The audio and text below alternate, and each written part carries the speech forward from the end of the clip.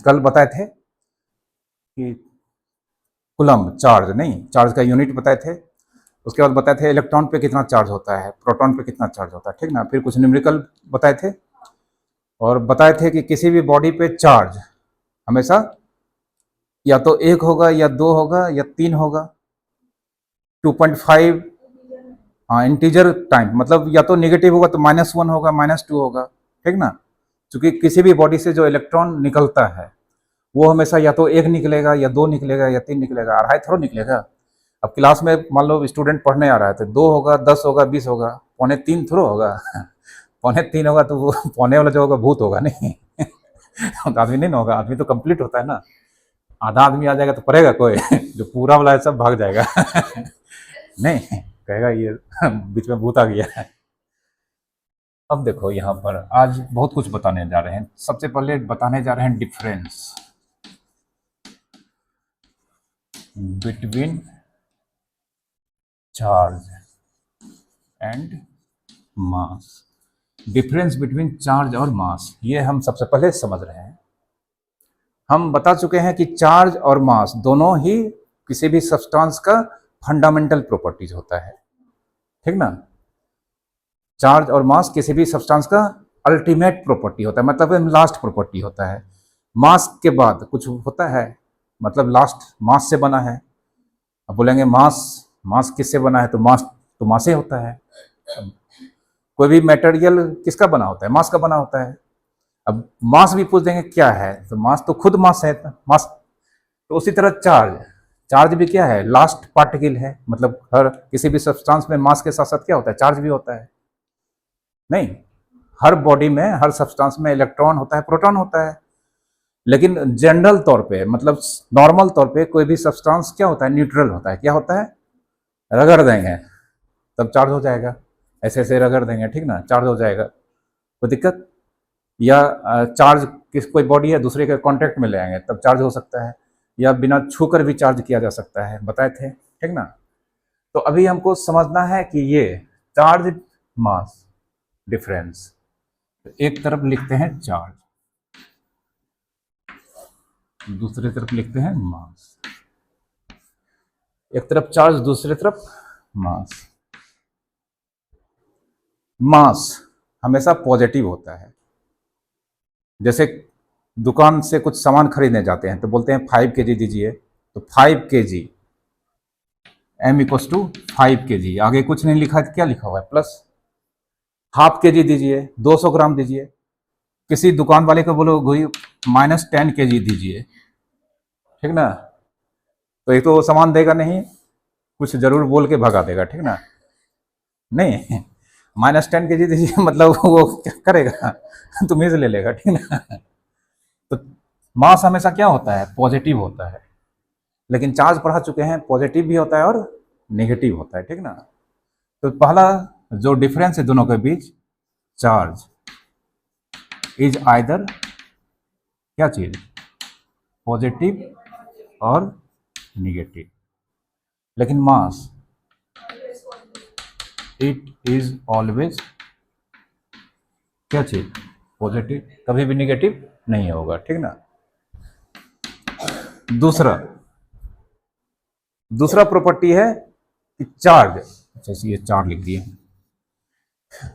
दूसरा प्रॉपर्टी है कि कोई भी बॉडी पे अगर चार्ज है तो चार्ज है तो या तो इलेक्ट्रॉन वहां से भागा होगा या इलेक्ट्रॉन आया होगा, ठीक ना।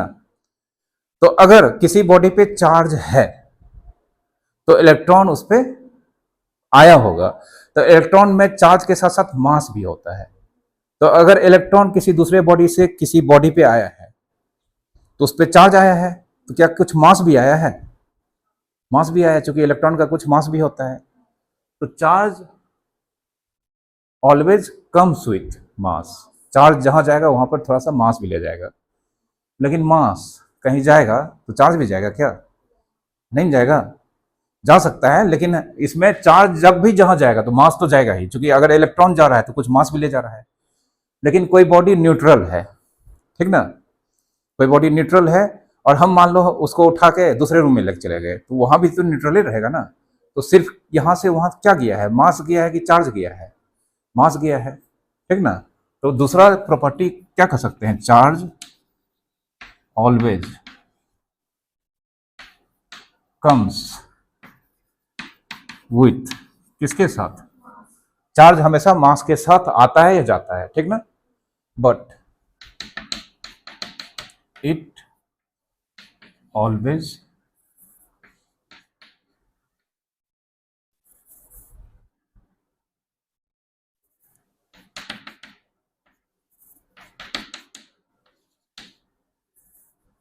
it always comes with mass but it may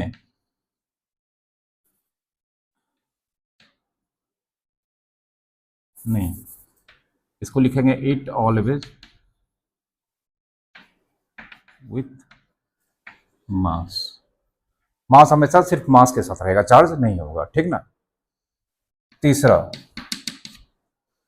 तीसरा पॉइंट, अगर किसी बॉडी पे चार्ज है, उसको हम लेके दौड़ जाएं तब भी उस पर उतना ही चार्ज रहेगा।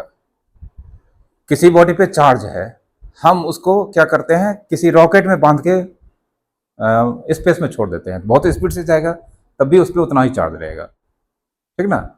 लेकिन किसी बॉडी पे, कोई बॉडी है, मास है, अगर वो बहुत स्पीड से चलने लगेगा उसका मास बढ़ जाएगा, ठीक है।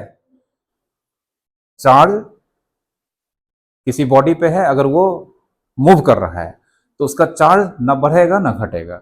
लेकिन अगर कोई बॉडी ट्रेवल कर रहा है तो मास तो होगा ही उसके पास, तो जैसे ही उसका वेलोसिटी बढ़ेगा उसका मास भी बढ़ जाएगा, ठीक है। कैसे, एक एग्जांपल देते हैं, फॉर्मूला है विथ इंक्रीज इन स्पीड, अगर हम स्पीड क्या करते हैं, इंक्रीज करते हैं, चार्ज नेवर क्या चीज, चेंज, चार्ज चेंज नहीं होगा, जितना है उतना ही रहेगा, ठीक ना। विथ इंक्रीज इन स्पीड मास, ये भी क्या कर जाएगा, ऑल्सो इंक्रीज। अगर हम स्पीड को इंक्रीज करते हैं, ठीक ना, तो उस बॉडी का, जो बॉडी का स्पीड बढ़ रहा है उसका मास क्या हो जाएगा, इंक्रीज कर जाएगा। और ये फार्मूला है भी, सॉरी एम, यहाँ लिख देते हैं, यहाँ एम बराबर M naught by 1 minus V square by C square under root. अब यहाँ पर एम क्या है बता देते हैं, M mass of body at any speed, किसी भी स्पीड पे बॉडी का मास के वैल्यू को रिप्रेजेंट कर रहा है एम, ठीक ना। अब इसको बोलते हैं, ये नीचे लिखे हैं एम नॉट, इसको पढ़ते हैं एम नॉट। एम नॉट हो गया मास ऑफ बॉडी एट रेस्ट, जब वो रेस्ट में है, मतलब उसका स्पीड कितना है, 0। जैसे अब तुम दोनों बैठी हो तो तुम दोनों का मास अभी रेस्ट में है, ठीक ना, चलने लोगों की बढ़ जाएगा 1 किलो, ठीक ना 1 किलो नहीं बढ़ेगा लेकिन कुछ ना कुछ तो बढ़ेगा, ये फॉर्मूला है, ठीक है। अब इसमें भी क्या है, भी है स्पीड ऑफ बॉडी, और सी क्या है, सी है स्पीड ऑफ लाइट, क्या है, लाइट का स्पीड, इसका वैल्यू होता है 3 × 10⁸ मीटर पर सेकेंड। बहुत हाई स्पीड से लाइट ट्रेवल करता है, ठीक ना। 3 × 10⁸ मतलब 3 पे कितना सुनना, 2, 2 4, 2 6, 2 8, इकाई दहाई सैकड़ा, हजार, 10,000, लाख, 10 लाख, करोड़, 10 करोड़, अरब, 3 अरब मीटर 1 सेकेंड में। अब कैसे पता चलेगा कि वेलोसिटी बढ़ने पे किसी भी चीज का मास बढ़ जाता है, इसको हम यहाँ पर दिखा भी देते हैं, ठीक ना। चलो एग्जाम्पल, मान लेते हैं किसी चीज का वेलोसिटी बढ़ाते हैं, ठीक ना। वेलोसिटी बढ़ा के हम क्या करते हैं, लाइट का स्पीड दे देते हैं, किसी भी बॉडी का भी बढ़ाते बढ़ाते बढ़ाते, हालांकि उतना संभव नहीं है, उसका वेलोसिटी बढ़ा के कहां तक पहुंचा देते हैं, लाइट का स्पीड, ठीक ना। लेट v बराबर कितना, c। तो अब देखो इसमें नीचे वाले हम पुट करते हैं, v square by C square, v square by C square है ना, v की जगह पर क्या लिखेंगे, c, बाय सी स्क्वायर कितना हो जाएगा 1 होगा ना। तो अब देखो m बराबर m naught by 1 v square by C square की जगह पर कितना लिखेंगे 1 m naught by under root 0 m naught by कितना 0। 0 से डिवीजन डिफाइंड है नहीं है, लेकिन कभी कभी 0 से डिवीजन डिफाइंड माना जाता है और उसका आंसर कितना होता है 0 नहीं होता है। 0 को किसी नंबर से डिवाइड करेंगे तब आंसर 0 होगा, लेकिन किसी नंबर को 0 से डिवाइड करेंगे तो डिफाइंड नहीं होता है। लेकिन कभी कभी उसको एज्यूम किया जाता है कि इसका आंसर होता है इन्फिनिटी। कितना होता है अब मास कितना है इन्फिनाइट। पहले मास कितना था रेस्ट में कितना एम नॉट मान लो 50 kg। जब उसको दौड़ाते दौड़ाते कितना स्पीड तक पहुंचाती है लाइट के स्पीड में, मतलब 1 सेकंड में 30 लाख किलोमीटर। उसका मास कितना हो गया इन्फिनाइट kg। पहले कितना था 30 kg। 30 और इन्फिनिटी बढ़ के कितना हो गया इन्फिनिटी समझती हो, मतलब धरती पूरा दुनिया में सब चीज का मास जोड़ देंगे उससे भी ज्यादा नहीं। एक क्वेश्चन है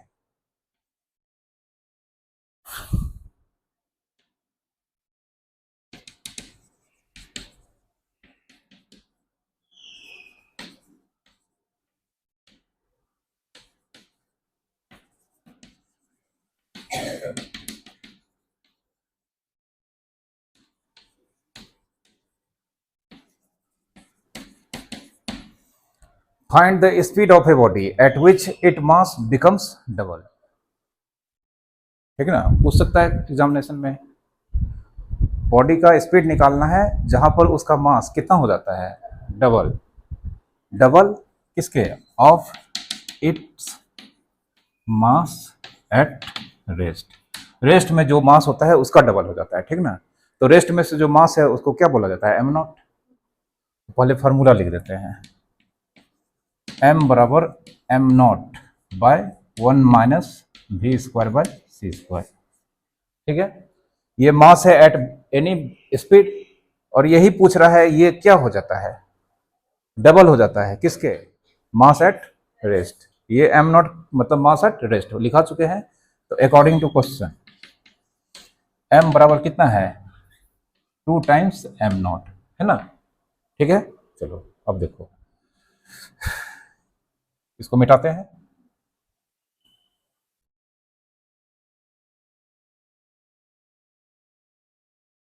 m के जगह पर कितना रखेंगे बोलो 2m naught equals to m naught by 1 minus V square by C square. m naught cut गया, यहाँ पर 1 बचा। चलो इस ये डिवीजन है, इधर आके क्या हो जाएगा into 2 into 1 minus V square by C square under root. इधर कितना बचा 1। इस 2 को उधर भेज देते हैं तो 2 इंटू इधर क्या हो जाएगा division 1 minus V square by C square under root 1 by 2 लिखेंगे। रूट हटाने के लिए क्या किया जाता है स्क्वायर, इधर करेंगे उधर भी होगा तो इधर का रूट हट जाएगा, बचेगा 1 minus V square by C square और इधर 1 बाय 2 का स्क्वायर कितना 1 बाय 4। कोई दिक्कत। हमको निकालना है वेलोसिटी स्पीड, मतलब किसका वैल्यू निकालना है सी का। इसको उधर भेज देते हैं, इसको इधर ले आते हैं तो 1 minus 1 by 4 plus V square by C square होगा। एलसीएम 4 माइनस 1 कितना 3 by 4 3 by 4 B square by C square इधर ले आते हैं तो 3c स्क्वायर बाय 4 बराबर कितना बी स्क्वायर। स्क्वायर हटाएंगे इधर रूट लगेगा 3c स्क्वायर बाय 4 बराबर v। तो देयरफॉर v बराबर √3 नहीं c का स्क्वायर कितना c बाय 4 का स्क्वायर 2। मतलब किसी बॉडी का स्पीड लाइट के स्पीड का कितना टाइम्स √3 बाय 2 टाइम्स कर दिया जाए, उतना तक पहुंचा दिया जाए। उसका वेलोसिटी सॉरी उसका मास अगर 50 kg था वहां पर कितना मिलेगा 100 kg कितना मिलेगा समझी। लेकिन वेलोसिटी लाइट के वेलोसिटी का कितना टाइम्स √3 बाय 2 टाइम्स आंसर आया है। ठीक ना, ये भी एनसीईआरटी में दिया गया है basic properties of charge. Basic properties of charge. ठीक है, चार्ज का बेसिक प्रॉपर्टीज। अभी तक हम लोग चार्ज के बारे में बहुत सारा कुछ पढ़े हैं। अब चार्ज का जो बेसिक प्रॉपर्टीज होता है जिसको हमेशा हमको याद रखना है कि ये सब बेसिक प्रॉपर्टी होता है, और न्यूमेरिकल बनाएंगे या आगे चार्ज के बारे में जहां भी उसके बारे में कुछ डिस्क्राइब करेंगे तो ये बेसिक प्रॉपर्टी हमेशा उसके पास रहता है, ये याद रखना है। ठीक ना।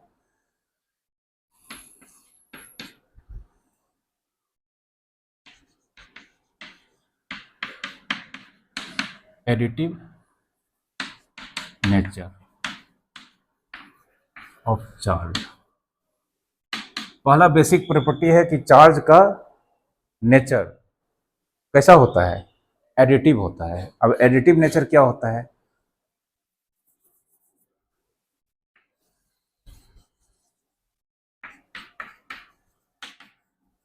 ये घेर दिए हैं, घेर दिया, इसको सिस्टम बोला जाता है। क्या बोला जाता है?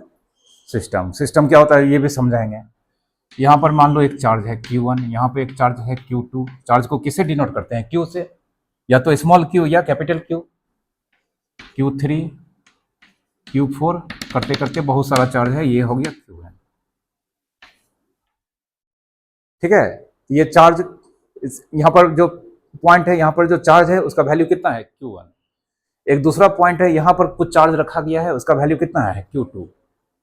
और ये सिस्टम है। सिस्टम क्या होता है? सिस्टम मतलब टू और मोर देन टू पार्टिकल्स का बना होता है। वो पार्टिकल्स एटम्स हो सकता है, वो पार्टिकल्स मॉलिक्यूल्स हो सकता है, वो पार्टिकल्स चार्ज हो सकता है, वो पार्टिकल्स आदमी हो सकता है।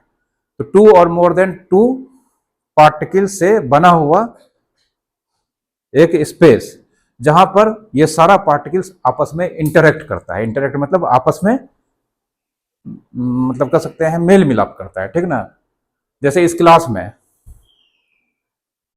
जितना भी बच्चा पढ़ेगा, ठीक ना, क्लास को बंद करके रखेंगे, ठीक ना, अब वो आपस में यहाँ ही आपस में ही ना डिस्कस करेगा। क्लासरूम उस समय क्या करेगा? एक सिस्टम का काम करेगा। ठीक है, जैसे तुम लोग बाहर निकली हो सिस्टम से बाहर, कोई दिक्कत? तो सिस्टम इसलिए बाउंड्री दे दिए हैं कि ये आपस में सारा चार्ज आपस में इंटरेक्ट करेगा। इंटरेक्ट मतलब या तो अट्रैक्ट करेगा या रिपल करेगा। तो ये सिस्टम हो गया। ठीक ना। बहुत जगह हम सिस्टम बोलेंगे, सिस्टम समझ जाना है कि हाँ यहाँ पर बहुत सारा पार्टिकल्स है, वो एक स्पेस के अंदर बंद है, बाहर वाली दुनिया से कोई मतलब नहीं है। तो ये एक सिस्टम है, इसमें कितना चार्ज है? 1 2 3, कहां तक गया है? n तक। Let a system consists of n charges. क्या क्या नाम है? Q1, Q2, Q3, कितना? Qn। तो ये प्रॉपर्टी क्या बोलता है कि नेट चार्ज इस सिस्टम का नेट चार्ज ये सारे चार्ज का अलजेब्रिक सम होगा। ये सारे चार्ज का क्या होगा? अलजेब्रिक सम। अब अलजेब्रिक सम देखो क्या होता है। 2 में 3 ऐड करेंगे तो कितना हो जाएगा? 5। दो नंबर का सम जो करते हैं उसको अलजेब्रिक सम बोला जाता है। ठीक ना। जैसे -3 में +4 और -7 ऐड करेंगे, तो यहाँ पर सम निकालना है तो कुछ नंबर पॉजिटिव है, कुछ नंबर निगेटिव है। ये जो सम यहाँ पर आएगा आंसर, उसको अलजेब्रिक सम बोला जाता है। ठीक ना। कितना होगा? अरे -3 -7 -10 +4 -6 नहीं होगा? ठीक है, ये अलजेब्रिक सम कहलाता है। ठीक ना। तो यहाँ पर इस सिस्टम का नेट चार्ज क्या हुआ? जैसे मान लो यहाँ पर अभी 3 आदमी हैं, पूछेंगे इस क्लासरूम का नेट, मतलब इस क्लासरूम में नेट कितना मनी है। जैसे तुम्हारे पास 10 रुपया है, ठीक ना, तुम्हारे पास 100 रुपया है, हमारे पास कुछ नहीं है। ठीक ना। तो इस क्लासरूम का नेट वैल्यू कितना हो गया? सबका आदमी का जोड़ देंगे, 100 रुपया, 10 रुपया, 0 रुपया, कितना हो गया? 110। यहाँ पर इस सिस्टम का नेट चार्ज, ठीक है, यहाँ पर इस सिस्टम का net charge, then net charge of system, net charge of system जिसमें कितना चार्ज है? टोटल कितना चार्ज है? n charge. ठीक है, पहला चार्ज का वैल्यू कितना है? Q1। दूसरा चार्ज का वैल्यू कितना है? Q2, Q3 और फिर लास्ट वाले का Q1। तो net charge of system algebraic sum of these charges. Net charge of system मतलब इस पूरे सिस्टम का नेट चार्ज, इफेक्टिव चार्ज, ये सारे चार्ज का कैसा सम होगा, अलजेब्रिक सम होगा। तो नेट चार्ज, यहां पर देखो नेट चार्ज, नेट चार्ज को अगर हम लिखें कैपिटल क्यू, क्या लिखें, कैपिटल क्यू, तो कैपिटल क्यू, पहला चार्ज वैल्यू कितना है Q1, Q1 plus Q2 plus Q3 plus dot dot dot plus Qn, ठीक है। इसी को बोला जाता है चार्ज का क्या चीज, एडिटिव नेचर, ठीक है, कोई दिक्कत।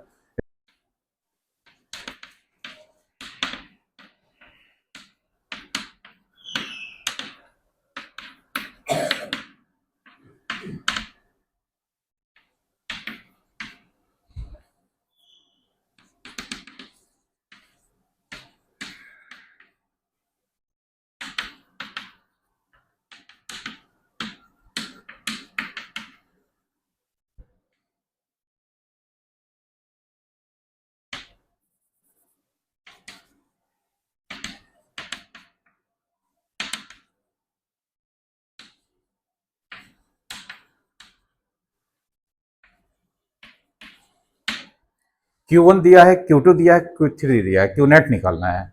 उसके बाद टोटल नंबर ऑफ इलेक्ट्रॉन्स या तो स्केप किया होगा, स्केप मतलब भागना होता है, या ऐड हुआ होगा। अगर माइनस चार्ज होगा तो क्या हुआ होगा, इलेक्ट्रॉन ऐड हुआ होगा, और पॉजिटिव चार्ज होगा नेट तो मतलब भागा होगा। तो उसका टोटल नंबर ऑफ इलेक्ट्रॉन्स का वैल्यू निकालना है, सॉल्व हो सकता है। पहले तो क्यू नेट तो निकाल ही लोगे, क्यू नेट तो निकालो, निकालो। और ये क्या है, म्यू सी माइक्रोकुलम, कल पढ़ाए थे ना, 1 माइक्रोकुलम में कितना कुलम,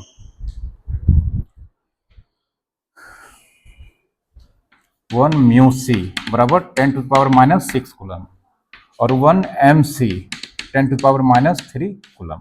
ये माइक्रोकुलम है, ठीक ना, ये माइक्रोकुलम है, और ये है मिली कुलम। क्या गिर गया रे,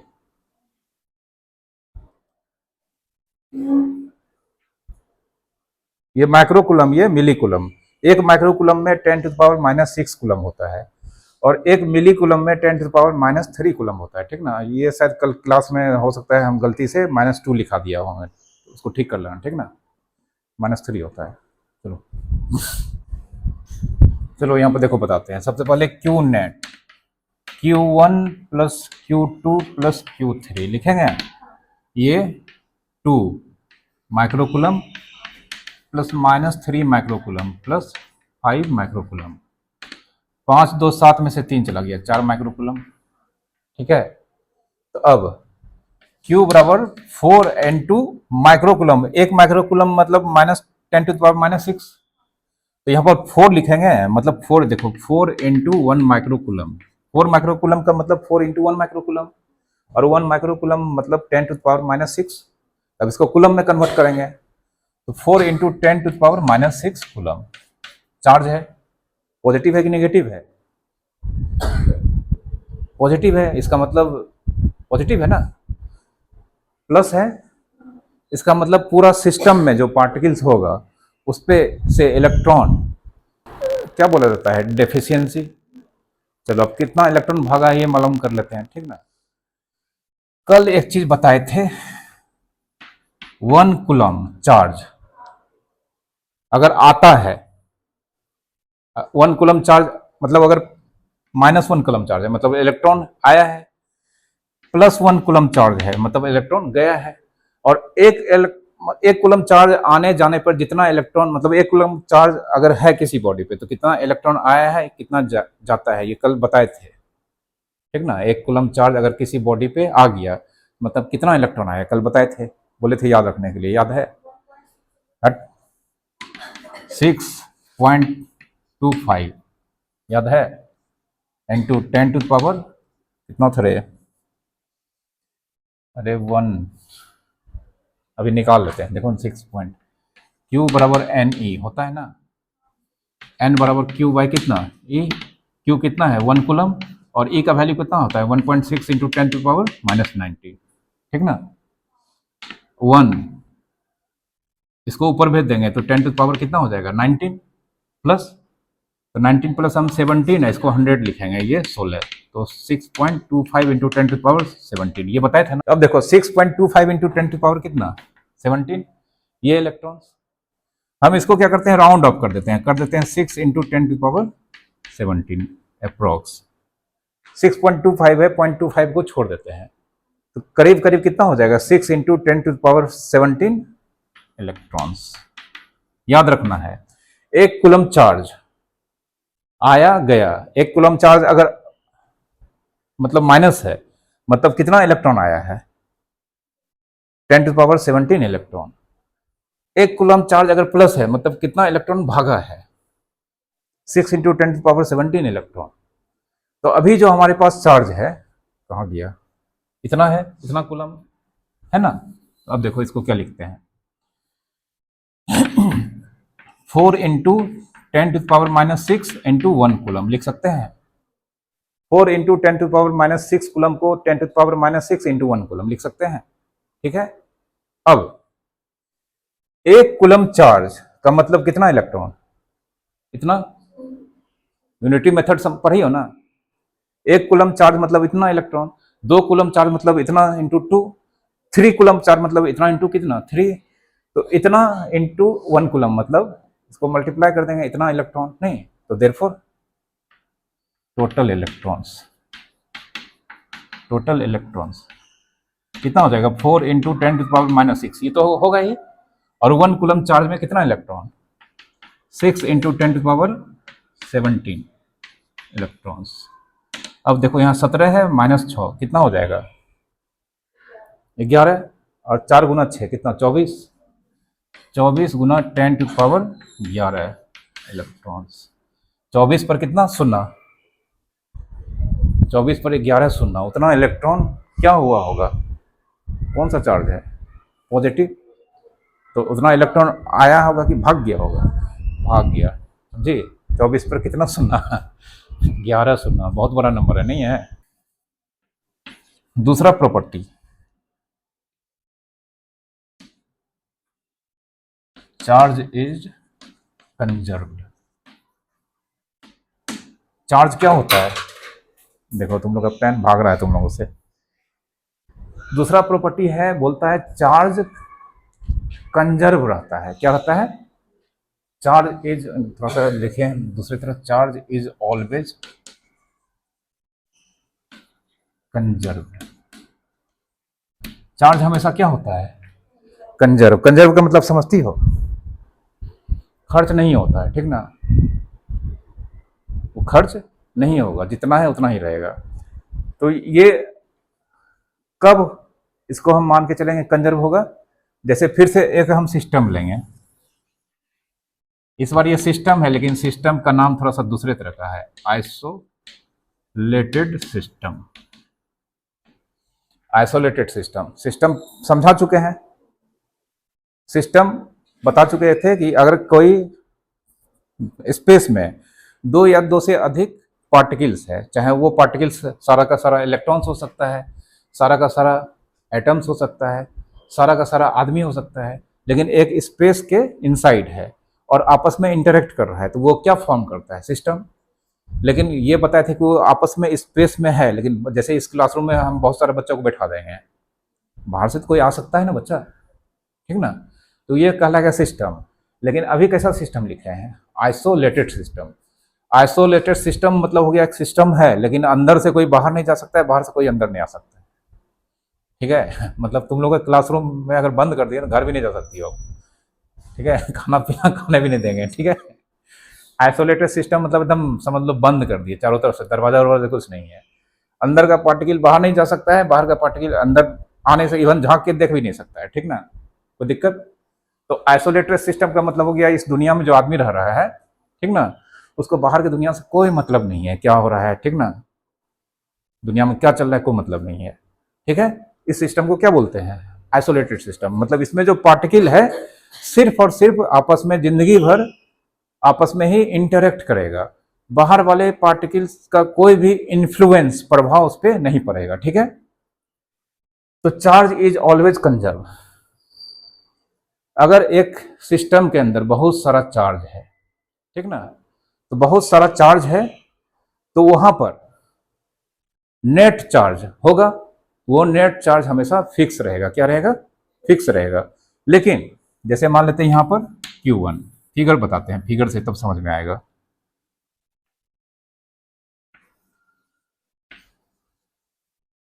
ठीक है, ये मान लो चार चार्ज है, चार जगह चार्ज है यहाँ पर, इस जगह पर ये चार पार्टिकल है, इसमें चार्ज है, लेकिन इस आइसोलेटेड सिस्टम के अंदर है। अब देखो कुछ ऐसा हो रहा है,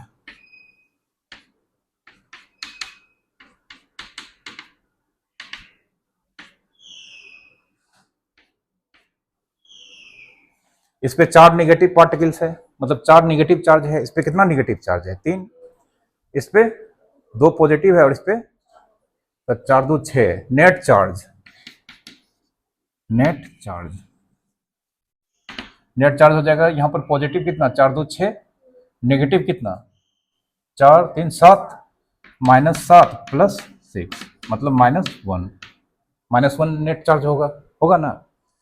अब आइसोलेटेड सिस्टम है तो एक चीज तो होगा, अंदर में इंटरेक्ट करेगा। क्या करेगा?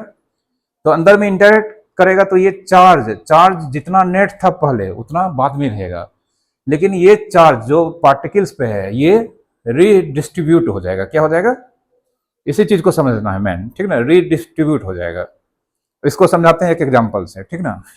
बहुत ही अच्छा एग्जाम्पल है। क्लासरूम में मान लो तुम लोग भी नहीं हो, हम लोग भी नहीं है, ठीक ना, 4-5 चोर उचक्का को लाके बैठा दिए हैं, ठीक ना, समझने के लिए वही सबसे अच्छा एग्जाम्पल है। 4-5 चोर उचक्का आया है, सबके पास, किसी के पास 2 सोने का चेन है, एक के पास 4 सोने का चेन है, ठीक ना, एक के पास नहीं है, और एक के पास 10 सोने का चेन है, ठीक ना। अब उचक्का है, बढ़िया आदमी तो होगा नहीं, जहां जाएगा मारे पीट करेगा। रूम में लाके बंद कर दिए हैं, आइसोलेटेड सिस्टम है, तो क्या सबके पास सोना का चेन रहेगा जितना जितना था? आपसे में लड़ाई कर लेगा नहीं। छीना झपटी हो जाएगा। तो देखो हम क्या बोले थे, एक के पास 4 है, जोड़ना 4 2 6, एक के पास 10, कितना हो गया? 16, 5 है टोटल, ठीक ना, 16, एक के पास दे देते हैं 3, कितना हो गया? 19, एक के पास नहीं है, तो टोटल सोना का चेन कितना है? 19 है, ठीक ना। कुछ इस तरह से है, ए के पास 4 है, बी के पास 6 है, सी के पास नहीं, एक के पास 3, इसके पास कितना बोले थे? 10, 10 4 14 3 17, ज़्यादा हो गया, 2 10 4 14 2 16, डी 1 0। चलो ऐसे कर देते हैं, ठीक ना, 10 4 14 2 16 1 17, टोटल चेन कितना है? 17 है, ठीक है। कोई दिक्कत? ये सारा चोर उचक्का है, एक रूम में लाके बंद कर दिए हैं, ठीक ना, अंदर में कोई पुलिस वुलिस नहीं, कोई सिक्योरिटी नहीं, बाहर चले गए, एक दिन के बाद आएंगे, खाना पीना सबको दे दिया, ठीक ना। क्या ये सबके पास जो चेन था वो रहेगा? सबके पास जो ताकतवर होगा उसके पास ज्यादा हो जाएगा नहीं। दूसरे दिन आए तो इसके पास 1 था, इसके पास पता चला 7 हो गया, ठीक ना, इसके पास 0 था, इसके पास 5, इसके पास 10 था, 2 हो गया, ठीक ना। तो 7 5 12 2 17, 0 0। बोलो 2 दिन के बाद आया नेट चेन कितना है? 17।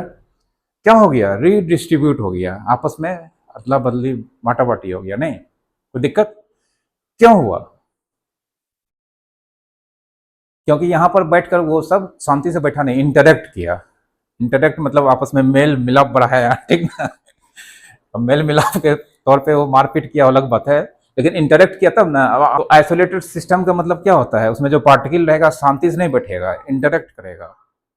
निगेटिव निगेटिव है, रिपल्सन होगा, नेगेटिव पॉजिटिव है, क्या होगा? अट्रैक्शन होगा, पॉजिटिव पॉजिटिव है, क्या होगा? रिपल्सन होगा। तो इंटरेक्ट तो करेगा ही। इस सारा चोरू चक्का को लाएंगे तो शांति से तो बैठेगा नहीं, उसमें भी सबके पास गोल्ड है तो इंटरेक्ट करेगा, दूसरे दिन सबका गोल्ड का नंबर बदल जाएगा, समझे। तो अब नेट चार्ज कितना है? -1। अब इंटरेक्ट किया, ठीक ना, देखो क्या हो जाएगा,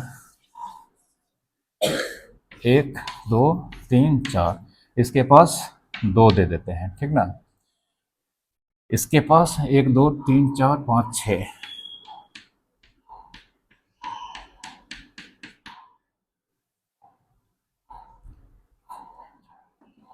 7। पहले निगेटिव चार्ज कितना था? देखो 1 2 3 4 5 6 7, अभी भी कितना है, 1 2 3 4 5 6 7 है ना। पॉजिटिव चार्ज पहले कितना था, 4 2 6, अभी 6। क्या हुआ है देख लो, यहाँ भी उथल पुथल मच गया है, रीडिस्ट्रीब्यूट हो गया। क्या हो गया, रीडिस्ट्रीब्यूट। लेकिन नेट चार्ज कितना होगा, -1 होगा जी। तो नेट चार्ज बढ़ा या घटा या उतना ही रहा, उतना ही रहा। इसी चीज को बोलते हैं कंजर्व रहना, ठीक ना। मतलब ठीक है, बहुत कुछ हुआ है, इधर से उधर गया है चार्ज, अदला बदली हुआ है, सिर्फ रीडिस्ट्रीब्यूट हो गया। रीडिस्ट्रीब्यूट मतलब फिर से बंटवारा हो गया। कुछ देर और वेट करेंगे, फिर बंटवारा हो जाएगा। ये सब चलते रहेगा, ठीक ना, समझ रही हो। तो इसका स्टेटमेंट लिखेंगे, क्या चीज, for an isolated system net charge is always conserved. It only redistributed among the constituents. इसके अंदर का, बाहर का नहीं, ठीक ना। इसके अंदर जो कंस्टिट्यूएंट्स है उसमें आपस में क्या हो जाएगा, रीडिस्ट्रीब्यूट। लिख लेना कॉपी पे, ठीक ना। क्वेश्चन देते हैं, हर प्रॉपर्टी से क्वेश्चन है।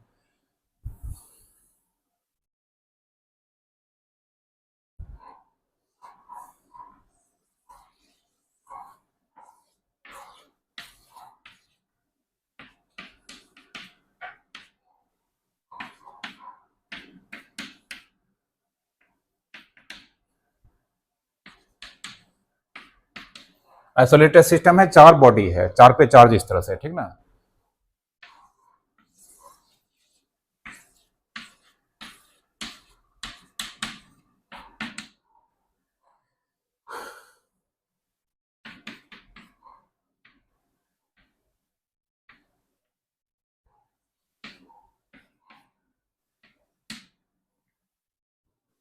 कुछ देर के बाद ऐसा देखने को मिलता है, ठीक ना।